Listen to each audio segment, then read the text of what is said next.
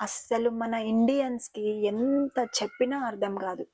మన ఇండియాలో ప్రతి 9 మందిలో ఒకరికి డయాబెటిస్ ఉంది. తెలుసా మీకా విషయం?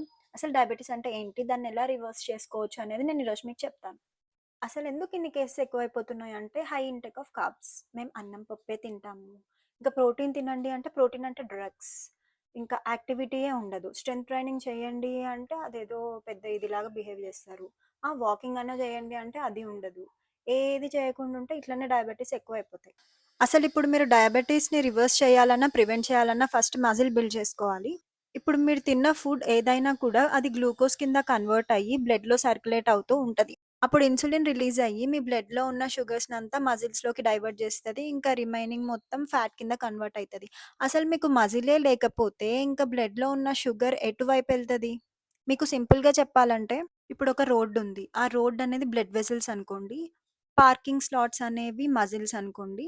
కార్స్ అనేవి షుగర్స్ అనుకోండి. సో, పార్కింగ్ స్లాట్స్ లేక రోడ్‌లో కార్స్ ఎక్కువైపోయి ట్రాఫిక్ జామ్ అయిపోయింది. ఎటు బోవాలో తెలీక అన్నీ స్ట్రక్ అప్ అయ్యి ఉండిపోయినాయి.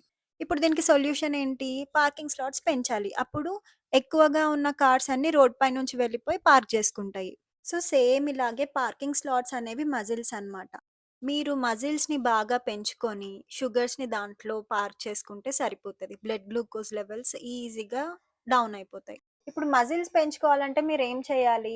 బ్యాలెన్స్‌డ్ ఫుడ్ తినాలి. ప్రోటీన్ తినాలి, కార్బ్స్ తినాలి, ఫైబర్ తినాలి, ప్లస్ స్ట్రెంత్ ట్రైనింగ్ చేయాలి రోజు. అట్‌లీస్ట్ రోజు స్ట్రెంత్ ట్రైనింగ్ చేయకపోయినా వీక్లీ 3 డేస్ అయితే మినిమమ్ చేయాలి. అప్పుడైతేనే మజిల్ బిల్డప్ ఒస్తది. ఫ్యాట్ లాస్ అవుతది. సో, అది మ్యాటర్. మీరు ప్రోటీన్ తినకపోతే మజిల్ పెరగదు. ఇంకా మజిల్ లేకపోతే ఇంక మీకు తెలుసు గదా!